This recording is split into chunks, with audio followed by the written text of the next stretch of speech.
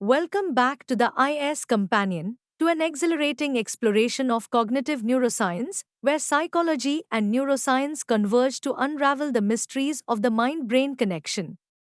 Today, we will dive into the fascinating world of cognition, perception, memory, and behavior, highlighting key studies and concepts that have shaped this field. Understanding cognitive neuroscience. Definition and scope. Cognitive neuroscience investigates how brain structures and activities underlie mental processes such as perception, memory, language, and decision making. This interdisciplinary field combines insights from psychology, neuroscience, and computer science.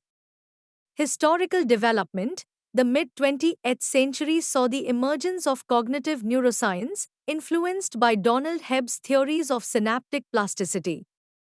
Advances in brain imaging technologies, like fMRI and EEG, have since revolutionized the field, allowing us to observe brain activity with unprecedented precision. Key concepts in cognitive neuroscience. Neural networks and information processing. The brain is viewed as a system of interconnected neural networks that process and integrate information. Cognitive functions involve the reception, encoding, storage, retrieval, and manipulation of information by these networks. Brain imaging techniques. Techniques such as fMRI and EEG enable researchers to visualize and map brain activity associated with specific cognitive tasks and mental states. Localization versus distributed processing. Modern perspectives recognize that cognitive functions often involve coordinated activity across multiple brain areas rather than being localized in a single region. Key studies in cognitive neuroscience. Squire et al. Study. Larry Squire's research on memory, particularly involving patient HM, demonstrated the crucial role of the hippocampus in forming new declarative memories. This case highlighted the importance of specific brain regions in cognitive processes.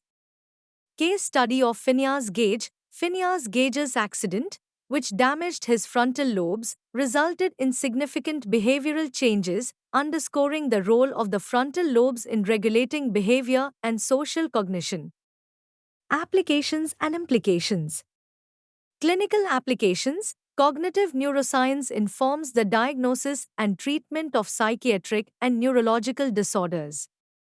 Brain imaging aids in understanding conditions like schizophrenia, depression, and Alzheimer's disease. Neurohabilitation and brain-computer interfaces. Innovations such as brain-computer interfaces, BCIs, enhance communication and mobility for individuals with disabilities, demonstrating the practical applications of cognitive neuroscience. Ethical considerations. As the field advances, ethical considerations regarding privacy, consent, and technology use become crucial, ensuring responsible research and application. Limitations of cognitive neuroscience. Complexity of the brain. The brain's complexity poses challenges in fully understanding its workings and the interplay between different regions. Technological limitations. Brain imaging technologies have limitations in spatial and temporal resolution, impacting the precision of our observations.